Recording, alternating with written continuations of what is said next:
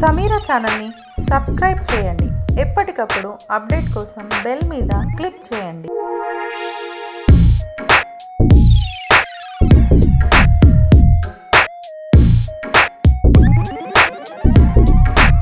ఇప్పుడు రాష్ట్ర ప్రభుత్వం గౌరవ ముఖ్యమంత్రి గారు దళితుల సంక్షేమం కొరకు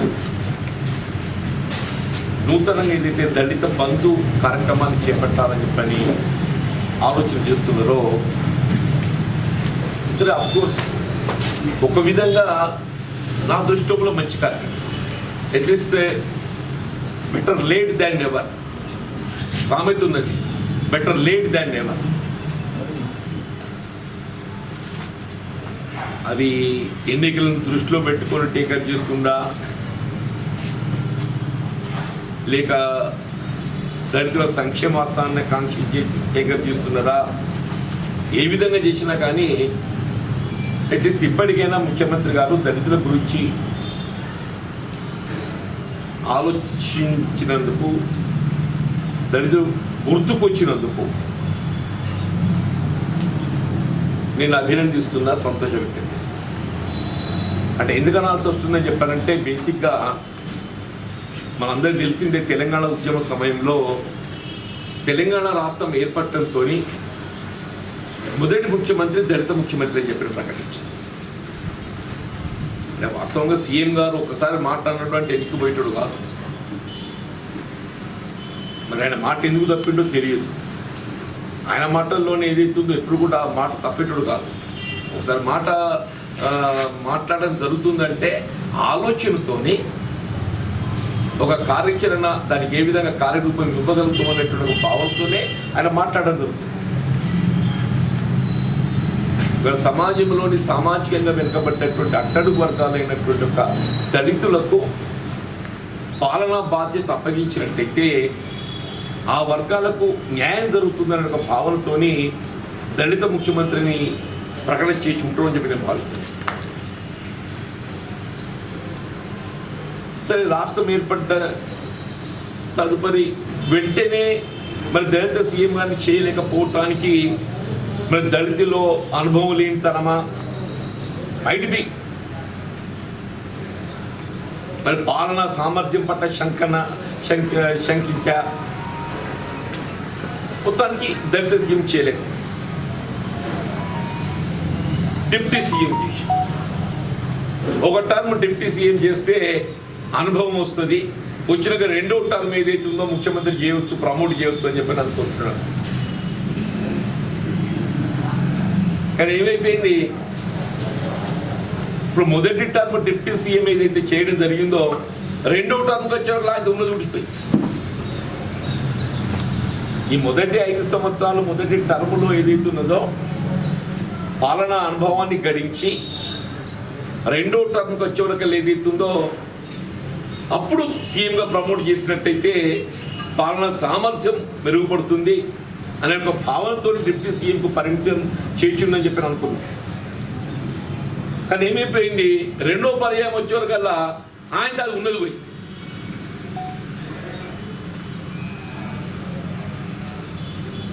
అది దళితుల పట్ల, వాళ్ళ పాలనా సామర్థ్యం పట్ల ముఖ్యమంత్రి గారికి ఈ అనుమానం ఎందుకో తెలిసి రావటం లేదండి.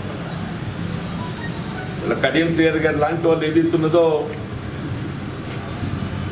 వచ్చిన కూడా తెలంగాణ రాష్ట్రంలో జానారెడ్డి గారి తదుపరి అత్యధిక పోర్ట్ఫోలియో చేసింది కడియం శ్రీహరి గారు.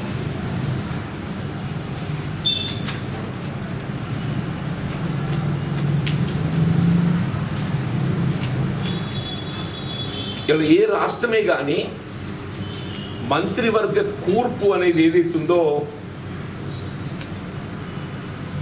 కొన్ని రాజ్యాంగ నిబంధనలు చేయడం జరిగింది. అంటే అర్లియర్ ఆరంభంలో ఏదైతుందో ఈ విధమైన నిబంధనలు ఏమి లేకుండే, తదుపరి ఏమైపోయిందంటే ఈ మంత్రివర్గ కూర్పు అనేది పరిమితి లేక ఇష్టానుసారం అయిపోతుందని చెప్పింది. 15% పరిమితం చేసింది.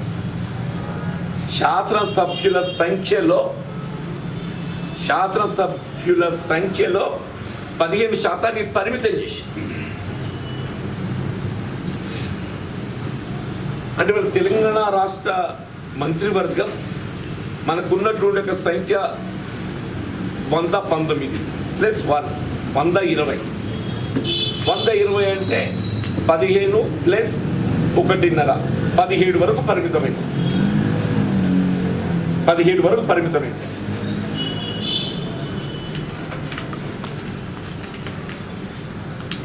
ఇప్పుడు ఏ 15% పరిమితం చేయడం జరిగిందో, ఇలా రాష్ట్రంలో జనాభా ప్రాతిపదికన చూసినా కానీ దళితులు 16%. రాష్ట్రంలో దళిత జనాభా 16% ఉన్నది.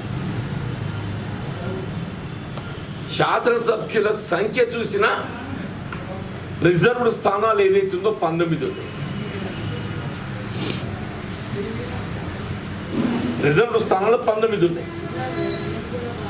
19కి 15% అంటే వాళ్ళు 3 మంత్రి పదవులు రావాలి. మీరు జనాభా ప్రాతిపదికన చూసినా 16% ఉన్నారు. వీళ్ళ శాసనసభ్యుల సంఖ్యకు అనుగుణంగా మంత్రివర్గ కూర్పు ఏర్పాటు చేయడం జరుగుతుంది. కాబట్టి శాసనసభ సభ్యుల సంఖ్యను మనం పరిగణలోకి తీసుకున్నా కానీ రాష్ట్రంలో ఎస్సీ రిజర్వ్ స్థానాలు 19. అంటే అట్లా చూసినా కానీ 3 రావాలి. 10కి 1.5, మీద 9కి 1.5. అంతే కదండి. 15% అంటే అవుట్ ఆఫ్ 19 15% అంటే 3 స్థానాలు వస్తాయి. అంటే ఒక విధంగా ఇది రాజ్యాంగ సూచన.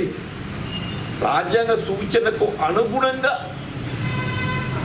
ఇవాళ మంత్రివర్గ కూర్పు చేయబడ్డా కానీ దళితులకు ఏదైతుందో 3 స్థానాలు కల్పిస్తారు, 3 అవకాశాలు కల్పించారు.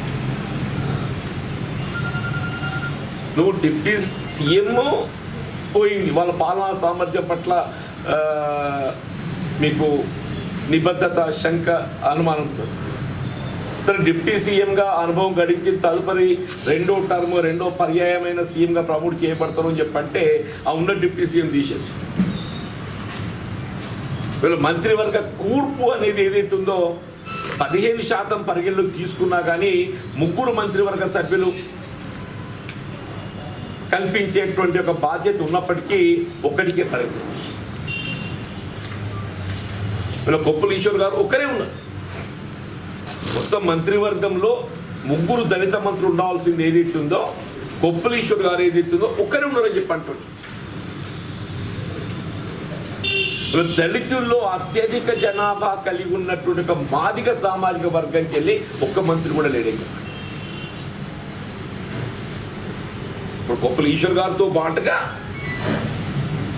3 ఉండే అవకాశం ఉన్నది. కాబట్టి దళితుల్లో కూడా అత్యధిక జనాభా ఉన్నటువంటి యొక్క మాదిగ సామాజిక వర్గానికి మంత్రివర్గంలో అవకాశం లేదు. మరి ముఖ్యమంత్రి గారు ఏ విధంగా దీన్ని కూర్పు చేస్తుండో, మరి ఆయనకు సలహాలు, సూచనలు, మేధావి వర్గం ఎవరైనా సూచనలు చేస్తుండో, వీళ్ళ 3 కనీసం ఒకటి మాదిగా, ఒకటి మాల, ఈ 2 పెద్ద వర్గాలు కాబట్టి ఏదైతుందో ఒకటి మాదిగా, ఒకటి మాల. 3వ మంత్రి ఉపకులాలకి ఉన్నాయి కదా. ఎస్సీ సామాజిక వర్గాలలో మాదిగా ప్లస్ మాల ప్లస్ ఇతర ఉపకులాలు. ఆ 3వది ఉపకులాలకి. అప్పుడు ఏదైతుందో పాలనపై వారు పట్టు సాధించి ఏ రాజ్యాంగబద్ధంగా అండ్ ఉమ్మడి రాష్ట్రంలో ఎస్సీ సబ్ ప్లాన్ రూపొందించి జనాభా ప్రాతిపదికన నిధులు కేటాయింపు చేయడమే కాదు, ఆ నిధులను వెచ్చించే విధంగా మార్గదర్శకాలు రూపొందించడం జరిగిందో, అది తెలంగాణ రాష్ట్ర ప్రభుత్వం ఏదైతుందో దాన్ని ఎస్సీ డెవలప్మెంట్ ఫండ్గా మార్చింది. సరే, పేరు మార్చింది. ఎస్సీ సబ్ ప్లాన్ను ఎస్సీ డెవలప్మెంట్ ఫండ్ అండి. మీరు ఏదైనా పెట్టండి. వీళ్ళు ఏమైపోయింది, ఈ 7 సంవత్సరాలలో కేటాయింపు చేయబడ్డట్టు ఒక ఎస్సీ డెవలప్మెంట్ ఫండే దాదాపు 35,000 కోట్ల వల్ల అన్స్పెంట్ అమౌంట్ క్యారీ ఫార్వర్డ్ అయింది. 35,000 కోట్లు 7 సంవత్సరాలు అన్స్పెంట్ అమౌంట్ క్యారీ ఫార్వర్డ్ అవుతుంది. ఇనేవే ఈ 35,000 కోట్లు దళిత సామాజిక వర్గానికి, దళితుల సంక్షేమార్థం వెచ్చించడానికి ఉన్నాడు. 35,000 కోట్ల నిధులు వీళ్ళ ముఖ్యమంత్రి గారి ప్రభుత్వ ఖజానాలో ఉన్నాయని చెప్పారు.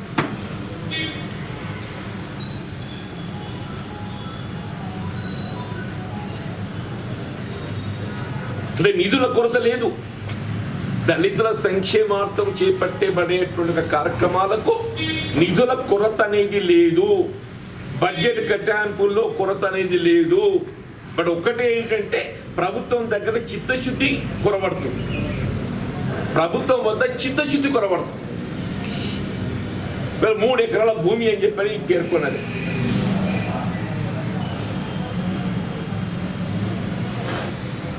ల్యాండ్ అక్విజిషన్ యాక్ట్ ఇంత పటిష్టంగా ఉంది కదా అంటే ప్రజా అవసరాల కొరకు భూసేకరణ చట్టం రూపొందించుకున్నాం.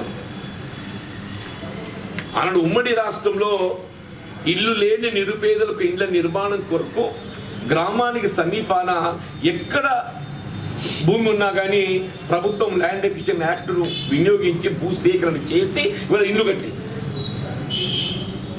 మీ జగిత్యాల గాంధీనగరే కానీ, తిమ్మాపూర్ కానీ, మీరు మోతే కానీ, వెల్దుర్తి కానీ, మీరు చెలియలు కానీ, మీరు ఏ గ్రామం అని కానీ చెప్పంటాను నేను. ఎక్కడ ప్రభుత్వ స్థలాలు ఉంటే అక్కడ కట్టడం అనేది కాదు. ఇండ్ల నిర్మాణానికి ఎక్కడ అనువుగా ఉంటే అక్కడ స్థలాన్ని సేకరించి ఇండ్ల నిర్మాణ కార్యక్రమం చేపట్టబడడం జరిగింది by invoking land acquisition act. అప్పుడు ఆ ల్యాండ్ ఊసి తీసి ఏదైతుందో దాన్ని హైకోర్టును ఆశ్రయించినా కానీ హైకోర్టు ఏమన్నది, దానికి కావలసినటువంటి ఒక తగు పరిహారం ఏమని చెప్పి అన్నది. కానీ అక్విజిషన్ ఆపలేదు. ప్రభుత్వ అక్విజిషన్ రైట్ ఏదైతుందో భూసేకరణ హక్కు అనేది ప్రభుత్వానికి ఉన్నది అని చెప్పని పేర్కొంది. ఇవన్నీ ఇప్పుడు మీకు కాళేశ్వరం ప్రాజెక్టే కానీ ప్రభుత్వం తలపెట్టి ఏదైతే నిర్మాణాలు చేస్తుందో అన్నింట్లో కూడా ప్రభుత్వం ఏమంటుంది, ఆ పరిహారం చెల్లింపులో ఏదైతుందో వాళ్ళ మార్కెట్ విలువకు అనుగుణంగా పరిహారం చెల్లించమంటుంది. కానీ భూసేకరణ అధికారాన్ని మాత్రం లేదు అనడం లేదు. ఇది ఎందుకు చెప్తున్నానంటే, నువ్వు 3 ఎకరాల కల్పనకు సంబంధించి 10 లక్షలు పెడితే ఎకరం భూమి ఎక్కడ దొరుకుతుంది? సరే, జగిత్యాల ప్రాంతం లాంటి ఎస్ఆర్పి ప్రాజెక్ట్ ఆయకట్టు పరిధిలో లభించకపోవచ్చు, 20 లక్షలకు ఎకరం దొరుకుతుంది. ఎక్కువ లెక్క జగిత్యాల లాంటి ఎస్ఆర్పి ఆయకట్టు పరిధి లోపల 20 లక్షలకు ఎకరం ఉంది. ఇతర ప్రాంతాల్లో 10 లక్షల ఎకరం దొరుకుతుంది. 10 లక్షలకు ఎకరం అంటే 3 ఎకరాలు అంటే ఎంత అవుతుంది? 3 × 10 లక్షలు 30 లక్షలు. Amount is not big. 30 లక్షలు పెడితే ఒక కుటుంబాన్ని ఏదైతుందో ఆర్థికంగా ఉపాధి రంగాన్ని స్థిరపరిచేటువంటి అవకాశం ప్రభుత్వం కలిగి ఉన్నది. ప్రభుత్వం ఆలోచన ప్రభుత్వ ఎన్నికల ప్రణాళికలో పేర్కొన్నది. ఇవాళ వ్యవసాయకంగా ఒక కుటుంబం స్థిరపడాలంటే కనీసం 3 ఎకరాలు ఉంటేనే కానీ స్థిరపడగలుగుతాడు. ఆ 3 ఎకరాల భూమిని దళితులకు ప్రాధాన్యత కల్పిస్తా, ప్రతి దళిత కుటుంబాన్ని ఏదైతుందో ఒక భూ యజమానిగా నేను చేస్తాను చెప్పాను. ఒక దళిత ఇప్పుడు భూ యజమానికి ఏమవుతుంది? రైతు బంధు ఎంటర్టైన్మెంట్ వస్తుండే, వాళ్ళ రైతు బీమా ఎంటర్టైన్మెంట్ వస్తుండే. వీళ్ళు భూమి లేని నిరుపేద కుటుంబాలకు రైతు బంధు పొందలేకపోవడమే కాదు, రైతు బీమా ఎంటర్టైన్మెంట్ కూడా పొందలేకపోతున్నారు.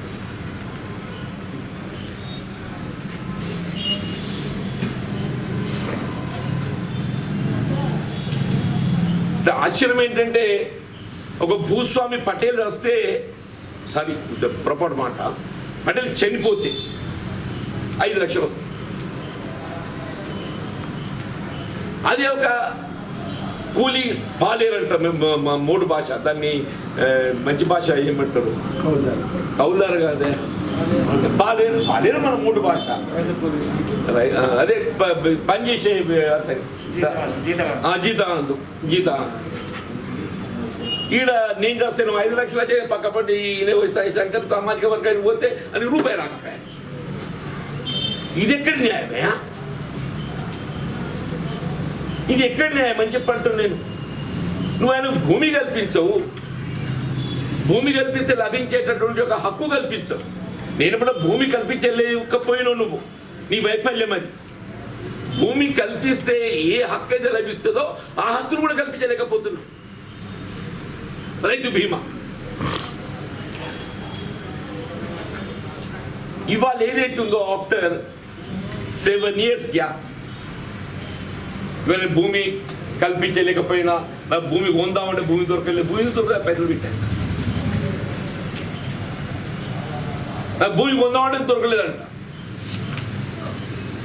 భూమి ఎందుకు కొందామన్న land acquisition act, land acquisition act invocation నా భూమి కూడా సేకరించవచ్చు. నేను చెప్పండి బాగుంది ఎందుకే నువ్వు తలుచుకుంటే. నేను కొట్లాడిన కంటే ప్రభుత్వం ఏమంటది, నాకు పరిహారం ఇచ్చి తీసుకో అని చెప్పండి. 20 లక్షలు ఇస్తే ఏమన్నా భూమి ఇచ్చిన సిద్ధమన్నాడు అంటే 20 లక్షలకి ఏదైతుందో మంచి ఆయకట్టు పరిస్థితులు దొరుకుతుంది అంటున్నాను నేను. నానాయకట్టు కాదు, నానాయకట్లో 10 లక్షలకు ఎకరం దొరుకుద్ది, ఆయకట్లో 20 లక్షలకు ఎకరం దొరుకుద్ది. ఏమలేసన్న మరి అంటే ఏంటి, నీ చిత్తశుద్ధి కొరబడ్డది, నీ కమిట్మెంట్ కొరబడ్డది. నేను ఒక్కొక్కటి చెప్పుకొస్తున్నాను.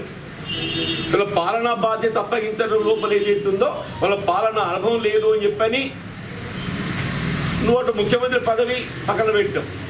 ఆ దళితుల ముఖ్యమంత్రి అయినట్టయితే వాళ్ళ సామాజిక వర్గానికి న్యాయం చేసుకునే విధంగా ఏదైతుందో ఇలా రాజ్యాంగం కల్పించిన హక్కులకు అనుగుణంగా కేటాయింపు చేయబడ్డ నిధులన్నీ కూడా ఖర్చు చేసుకుంటుండే కదండి. ఖజానా తాళొచ్చి ఆయన దగ్గర ఉండి పెట్టుకోకపోనా, ఇలా ఖజానా తాళొచ్చే తీసి నీ జేబులో పెట్టుకున్నావు, ఖజానా తాళొచ్చే తీసి ఈయన జేబులో పెట్టుకుంటు దొర దగ్గర. ఉప ముఖ్యమంత్రితో పాలన అనుభవం వస్తుంది, తదుపరి మన సీఎంగా ప్రమోట్ చేస్తామని చెప్పి అనుకొని ఆ 5 ఏళ్ళు ఉప ముఖ్యమంత్రి పదవి కల్పించి దాన్ని ఆయన కూడా మీకు ఏ రాజ్యాంగ సూచనలకు అనుగుణంగా 15% అంటే 3 మంత్రి పదవులు కల్పించబడాలనో ఒక్కటి మాత్రం కల్పించి 2 స్థానాలు ఎవరికి ఇస్తావే, నీ వాళ్ళకి ఇస్తావు కదా. నీ వాళ్ళంటే నీ పార్టీకి అట్లా అనేది, నీ వాళ్ళంటే నీ పార్టీ వాళ్ళకి ఇస్తావు కదా.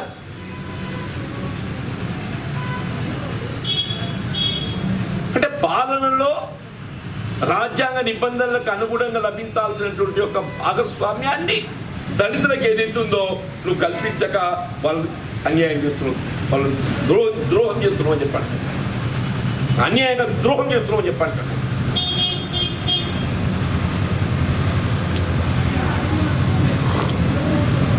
మరి డబుల్ బెడ్రూమ్ ఇది నీ లెక్క ప్రకారంగా నువ్వు కళ్యాణ లక్ష్మి ఏ 1,00,000 రూపాయలు పెళ్లి చేసుకున్న కుటుంబాలకు ఆర్థికంగా సాయం చేస్తున్నావో వాళ్ళందరికీ సంసారం చేద్దామంటే ఇల్లు లేదు.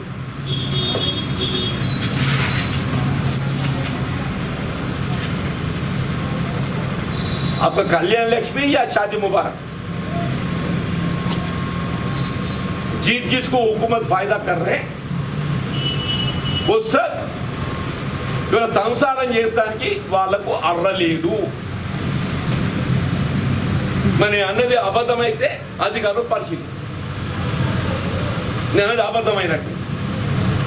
ఒక దళిత కుటుంబం పాపం ఏదైతుందో వాళ్ళకున్న ఒక్క గదిలో పెద్ద మనుషులు సంసారం చేస్తే కొత్త లగ్నం చేసుకున్న పొలాలు అది ఎడవేయమంటానే, కనీసం ఇంగిత పరిజ్ఞానం ఉండాలని ఉండదే.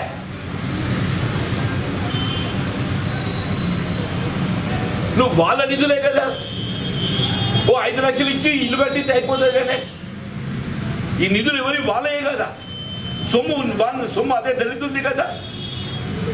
నువ్వు వాళ్ళ సొమ్ము వాళ్ళకి ఖర్చు చేయకుండా ఖజానా తాళొచ్చే నీ దగ్గర పెట్టుకొని వాళ్ళకి సంసారం చేస్తానికి కొరకు కూడా ఏదైతుందో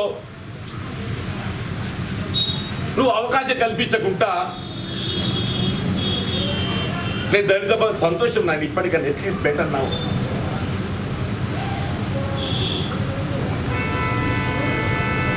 అందులో ఇల్లు అనేది ప్రధానం అనుకోండి చెప్పండి. నివాసం అనేది వాడు కైకిలు పోయి బతికినా కానీ ఇల్లు అయితే కావాలి కదా, వాడు కైకిలు పోయి బతికినా కానీ ఇల్లు అయితే కావాలి.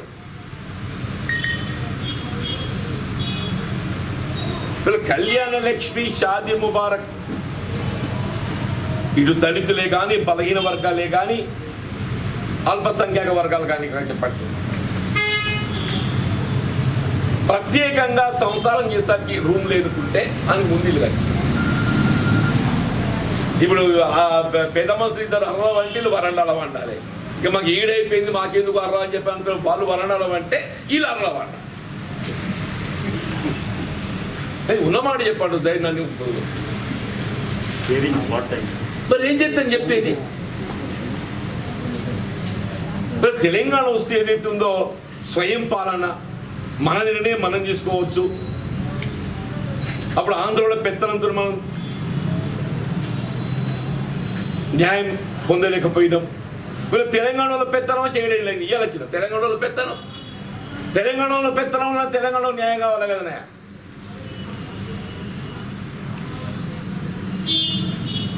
అటు పాలన అవకాశాలు పోయినాయి. రాజ్యాంగబద్ధంగా కల్పింపబడి హక్కుగా కల్పించాల్సిన నిధుల్లో హక్కు పోయింది. మీరు కల్పిస్తా అన్నటువంటి ఒక ఈ దళిత బంధు 10 lakhs అంటే 30 లక్షలు ఇవ్వాల్సింది అది ఎంత ఇస్తాడో 10 ఇస్తాడు. 3 ఎకరాలు అంటే 30 లక్షలు కదా. వాస్తవ దళిత కుటుంబాన్ని 30 లక్షలు కల్పించాల్సింది 3 ఎకరాల భూమి కల్పిస్తే నువ్వే చెప్పినావు కదా. 3 ఎకరాల భూమి అని అంటే యావరేజ్ కాస్ట్ చెప్పంటాను నేను 30 లక్షలు కదా.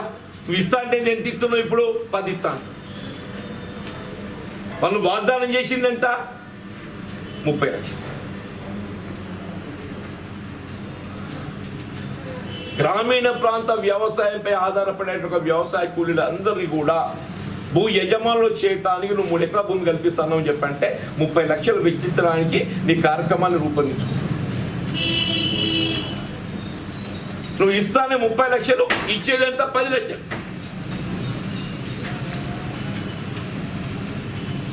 ఇప్పటికేనంటున్నా లెట్ ఇట్ ఇది ఏదైతుందో కేవలం హుజురాబాద్కే పరిమితం అవుతుంది అన్నటువంటి ఒక భావన తొలగించబడాలి.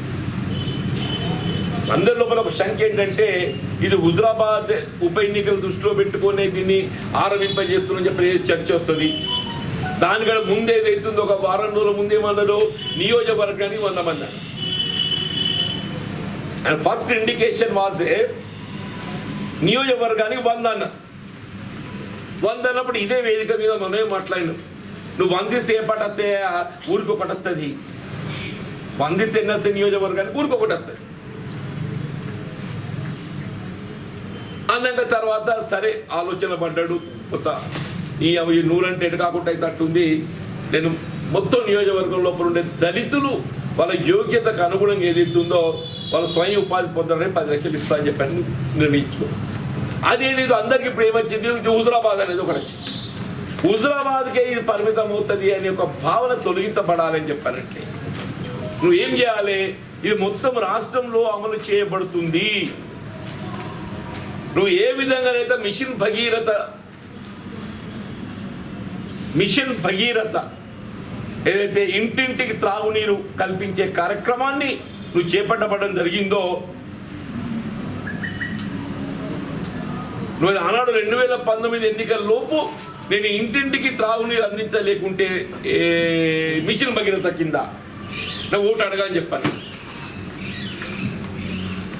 అంటే కమిట్మెంట్, ప్రోగ్రామ్ ఇంప్లిమెంటేషన్ పట్ల కమిట్మెంట్.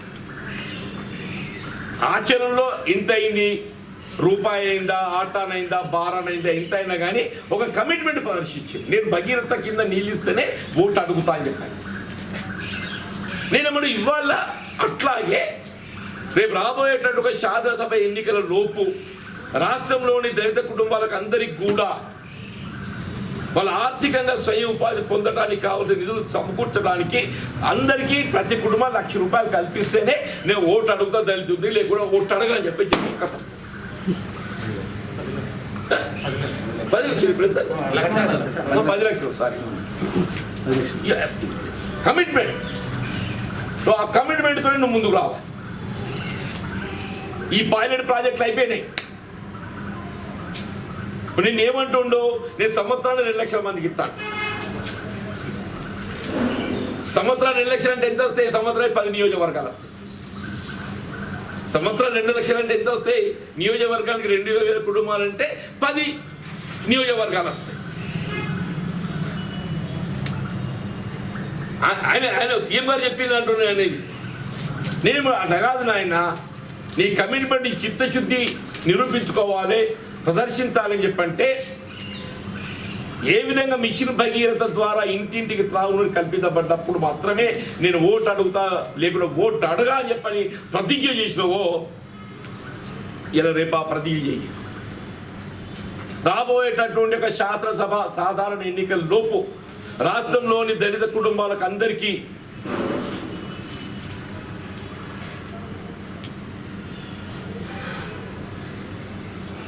వాళ్ళ స్వయం ఉపాధికి సంబంధించి వాళ్ళు ఎంచుకున్న ఉపాధి కొరకు 10 లక్షల రూపాయలు నేను నగదు రూపకంగా ఆర్థికంగా సహాయం చేస్తా, వితౌట్ లింకేజ్, బ్యాంక్ లింకేజ్.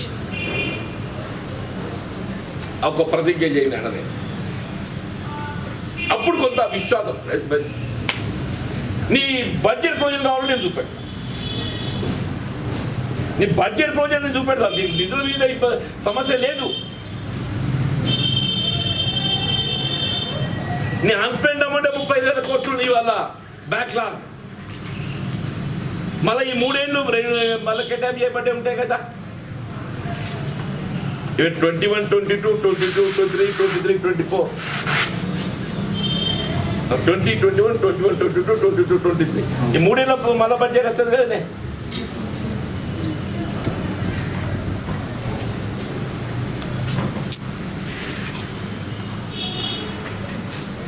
అంటే నిధులు అనేది సమస్య కాదు, నిధులు అనేది సమస్య కాదు. వీళ్ళ ప్రభుత్వం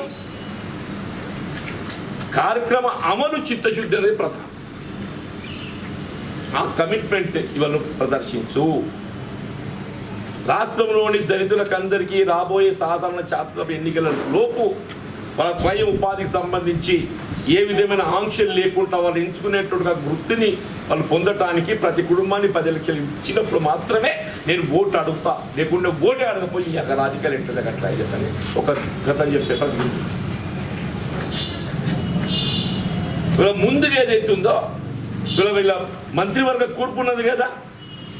సరే సీఎం అంటే ఇప్పుడు పిడాత ఆళ్ళకు నువ్వు కృషి ఇస్తే మరి 10 లక్షలు ఎక్కడికి వస్తాయి? నువ్వు ఉండాలట్లే,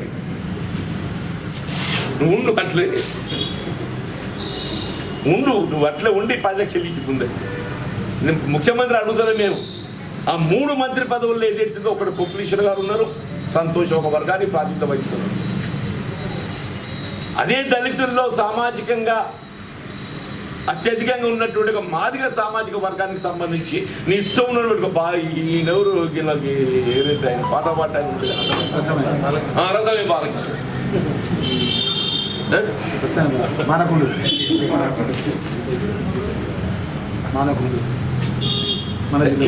వెళ్ళనే పెట్టుకో. మన జిల్లా కూడా పొరుగు జిల్లా పెట్టుకో నువ్వు. మన జిల్లా కాకుంటే ఆందోళనకి వెళ్ళి గెలిచిన ఎవరు పేపర్ ఆయనే క్రాంతి క్రాంతి మా ఇట్లా పాపం మా పేపర్ కూడా తృప్తి చేయచ్చు.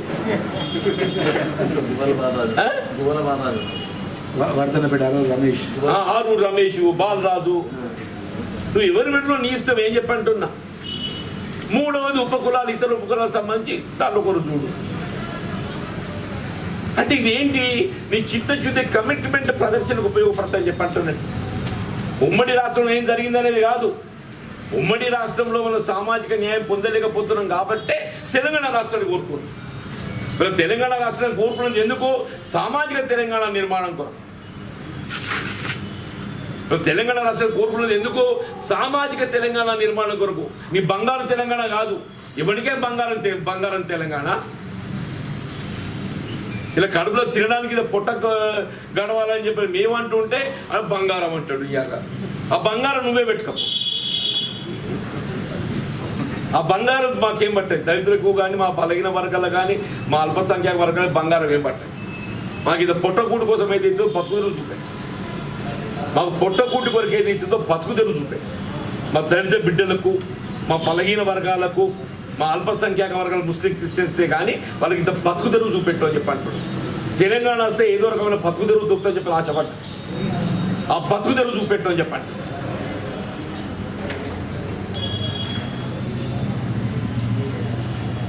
Thank you.